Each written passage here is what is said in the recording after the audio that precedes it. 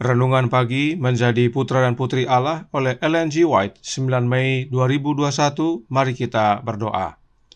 Bapa kami yang di sorga, Allah pencipta langit dan bumi, laut dan segala isinya, Allah yang maha besar, maha kuasa, sumber segalanya, yang kami sembah selalu melalui anak-Mu yang tunggal, Yesus Kristus. Terpujilah Yesus, anak Allah yang maha tinggi, anak domba yang menghapus dosa dunia ini.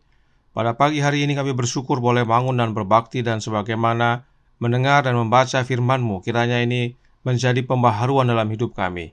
Beserta kami sepanjang perbaktian ini, kehendak-Mu yang jadi, ampun kami akan dosa dan salah, karena kami berdoa hanya dalam nama anak Allah yang tunggal, Yesus Kristus, yang adalah Tuhan dan Juru Selamat kami.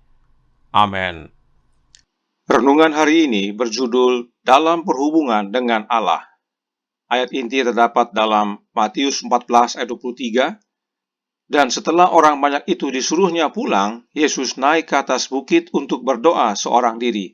Ketika hari sudah malam, ia sendirian di situ. Kekuatan Kristus adalah di dalam doa.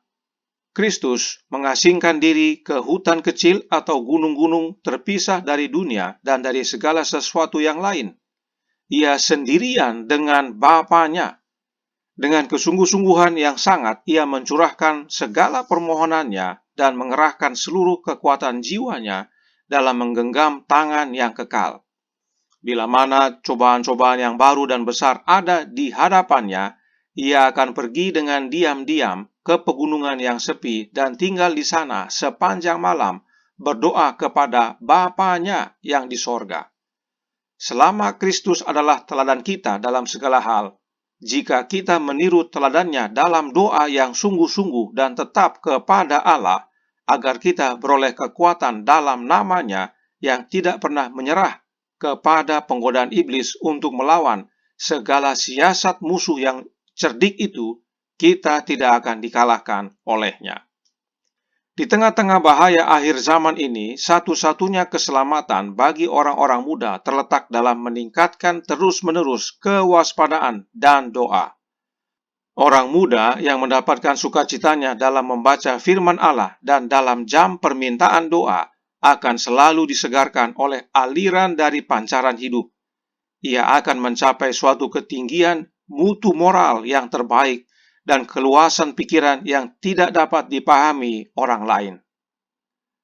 Perhubungan dengan Allah mendorong pemikiran yang baik, cita-cita yang mulia, pengertian yang jelas akan kebenaran, dan tujuan-tujuan tindakan yang agung. Orang-orang yang menghubungkan dirinya dengan Allah seperti itu diakui oleh Dia sebagai putra dan putrinya. Mereka secara konstan mencapai lebih tinggi dan lebih tinggi lagi, memperoleh pandangan-pandangan yang lebih jelas akan Allah dan kekekalan, hingga Tuhan menjadikan mereka saluran-saluran terang dan hikmat ke dunia ini. Kekuatan yang didapat dalam doa kepada Allah akan menyiapkan kita bagi segala kewajiban kita setiap hari. Ada suatu kuasa yang besar di dalam doa. Musuh kita yang besar itu selalu berusaha menjauhkan kita yang susah dari Allah. Satu seruan ke surga oleh orang saleh yang paling hina adalah lebih ditakuti iblis daripada surat keputusan kabinet atau perintah raja-raja. Selamat pagi saudaraku dalam Tuhan.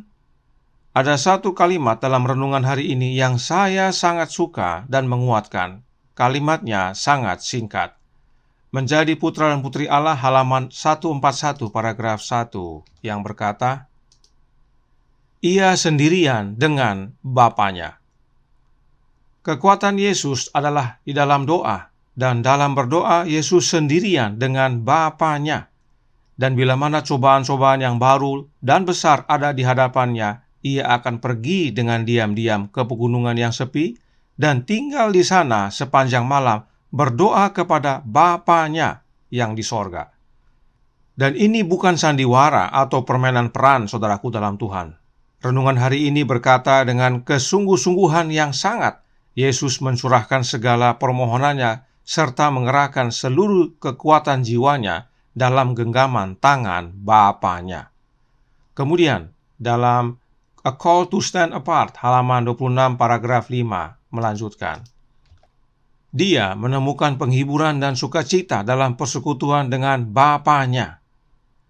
Dalam kalimat selanjutnya, Nyonya White menuliskan, dan jika Juru Selamat manusia, Anak Allah, merasakan kebutuhan doa, apalagi manusia yang lemah, fana, berdosa, merasakan perlunya doa yang sungguh-sungguh dan terus-menerus. Yesus saja yang jelas-jelas Anak Allah, berdoa sungguh-sungguh dan bahkan semalam-malaman dengan Bapanya. Bagaimanakah dengan kita? Selanjutnya dalam To Be Like Jesus halaman 9 paragraf 4 dikatakan, Dia senantiasa berada dalam persekutuan dengan Bapanya dan kehidupannya menyajikan kepada kita pola sempurna yang harus kita tiru. Yesus bukan sekali-sekali berhubungan dengan Bapanya, bukan datang dan pergi, tetapi konstan, senantiasa, terus-menerus. Bahkan, dalam The Spirit of Prophecy Volume 2 halaman 266 paragraf 1 disebutkan, adalah demi manusia bahwa Anak Allah bergumul dengan Bapanya, meminta agar makhluk berdosa yang malang itu berpaling dari rasa bersalahnya kepada terang keselamatan. Tidak heran Yesus sering berdoa sampai semalam-malaman. Yesus bergumul dengan Bapanya. Mengapa penting sekali Yesus berhubungan dengan Bapanya? Kita baca dalam Kerinduan Segala Zaman buku kedua, halaman 154 paragraf 3, yang menjelaskan, dalam segala perkara yang dilakukannya, Kristus bekerja dengan Bapanya. Ia selalu berhati-hati membuktikan bahwa ia tidak bekerja sendiri. Dengan iman dan doalah ia mengadakan mujizat-mujizatnya. Kristus menghendaki agar semua orang mengetahui hubungannya dengan Bapanya. Dalam segala perkara yang dilakukannya, Kristus bekerja dengan Bapanya. Jika disebut dalam segala perkara, apakah itu termasuk dalam mengadakan mujizat? Sudah tentu. Itu sebabnya Roh Nubuat menyatakan ia selalu berhati-hati membuktikan bahwa ia tidak bekerja sendirian. Dengan iman dan doalah ia mengadakan mujizat-mujizatnya. Jelas bahwa dalam melakukan mujizat, Yesus tidak melakukan sendirian, tetapi dengan Bapanya. Dan itu hasil iman dan doa. Ini prinsip penting yang umat Allah mengerti. Saat Yesus melakukan mujizat itu bukan dengan kuasanya, tetapi karena kuasa Bapanya. Itu sebabnya Yesus lakukan dengan doa dan iman. Kenapa Yesus perlu menyatakan ini? Kalimat selanjutnya menyatakannya, karena Kristus menghendaki agar semua orang mengetahui hubungannya dengan Bapanya. Apakah saudara perhatikan? Saat berdoa, Yesus sendirian dengan Bapanya. Yesus bersekutu sendirian dengan Bapanya. Yesus bergumul dengan Bapanya. Yesus berdoa dan iman kepada Bapanya untuk mengadakan mujizat, supaya orang tahu hubungan Yesus dengan Bapanya. Jelas sekali, diulang-ulang, terus-menerus. Pusat semua hubungan Yesus adalah dengan Bapanya. Tidak ada yang lain. Mengapa hal ini penting kita pahami? Karena umat Allah sudah dibuat bingung. Banyak yang bingung dengan siapakah Allah itu. Renungan hari ini berjudul dalam perhubungan dengan Allah. Nah, siapakah Allah yang dimaksudkan? Dengan Allah yang mana kita berhubungan? Dengan jelas dikatakan, Allah yang dimaksudkan adalah Allah Bapa. Sebab Yesus berulang kali dan terus-menerus sendirian dengan Bapanya, secara konstan bersekutu dengan Bapanya, bergumul dengan Bapanya, berdoa semalam-malam kepada Bapanya. Yesus hanya berhubungan dengan satu oknum ilahi, yaitu Bapanya. Tidak ada yang lain. Sebab memang Yesus adalah anaknya Bapa. Perhatikan yang berikut ini dalam Counsels to Parents, Teachers, and Students halaman 323 paragraf 2 yang menjelaskan, setiap hari dilanda pencobaan, terus-menerus ditentang oleh para pemimpin rakyat. Kristus tahu bahwa dia harus memperkuat kemanusiaannya dengan doa. Untuk menjadi berkat bagi manusia, dia harus bersekutu dengan Allah, memohon energi ketekunan dan ketabahan. Demikianlah dia menunjukkan kepada para muridnya di mana letak kekuatannya.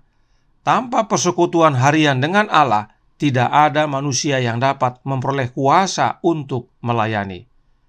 Itu sebabnya renungan hari ini katakan kekuatan Kristus adalah di dalam doa. Yesus selalu secara konstan berhubungan dengan Bapanya dalam doa agar mendapatkan energi, ketekunan, ketabahan, kekuatan, dan kuasa dalam melayani. Nah, siapakah Allah yang Roh Nubuat maksudkan dalam kutipan ini? Allah yang dimaksudkan adalah Allah Bapa, yaitu Bapanya Yesus. Karena Yesus sendirian dengan Bapanya, sungguh-sungguh mengerahkan seluruh kekuatannya, menyerahkan hidupnya kepada Bapanya. Dan sebagai penutup kita baca dalam The Story of Jesus halaman 101 paragraf 1 yang berkata, kehidupan juru selamat di bumi adalah kehidupan doa. Banyak waktu yang dia habiskan sendirian dengan Allah. Seringkali dia mengirimkan petisinya yang sungguh-sungguh kepada Bapa Sorgawinya. Dengan demikian, dia menerima kekuatan dan kebijaksanaan untuk mendukung dia dalam pekerjaannya dan untuk menjaga dia agar tidak jatuh di bawah godaan setan. Inilah teladan Yesus bagi kita, dan kita perlu tiru. Yesus tidak bersekutu dengan banyak Allah, tetapi hanya kepada satu Allah, yaitu satu-satunya Allah yang benar, Allah Bapa. Demikian juga dengan kita. Bila kita mau meniru teladan Yesus, maka kita pun harus bersekutu dengan satu Allah saja, yaitu satu-satunya Allah yang benar, Allah Bapa. Dan kita bersekutu dengan Allah Bapa sendirian, sebagaimana Yesus. Bagaimana caranya? Melalui dan di dalam anaknya Bapa, yaitu Yesus Kristus. Sebab hanya satu jalan kepada Bapa dan tidak ada yang dapat datang kepada Bapa kalau tidak melalui Yesus. Karenanya, kita bersekutu sendirian dengan Bapa hanya di dalam Yesus Kristus. Kiranya ini menjadi pembaharuan bagi kita agar kita datang dan berhubungan pribadi hanya dengan Allah Bapa, yaitu dengan cara tinggal di dalam anaknya Yesus Kristus. Tuhan memberkati. Saya bawa dalam nama Yesus. Amin. Mari kita berdoa. Bapa kami yang di sorga, Allah pencipta langit dan bumi, laut dan segala isinya, Allah yang maha besar, maha kuasa, sumber segalanya, yang kami sembah selalu melalui anakmu yang tunggal, Yesus Kristus. Terima kasih atas nasihat yang begitu indah, bahwa Yesus berdoa sendirian dengan Bapanya. Tidak ada yang lain. Yesus bersekutu hanya kepada satu Allah, yaitu satu-satunya Allah yang benar, Allah Bapa. Inilah teladan Yesus bagi kami. Karenanya, curahkan roh anakmu ya Bapa ke dalam hati ini, sebab kami boleh bersekutu denganmu hanya melalui anakmu. Beserta kami sepanjang hari ini, kehendakmu yang jadi, ampun kami akan dosa dan salah, karena kami berdoa hanya dalam nama anak Allah yang tunggal, Yesus Kristus, yang adalah Tuhan dan Juru Selamat kami. Amin.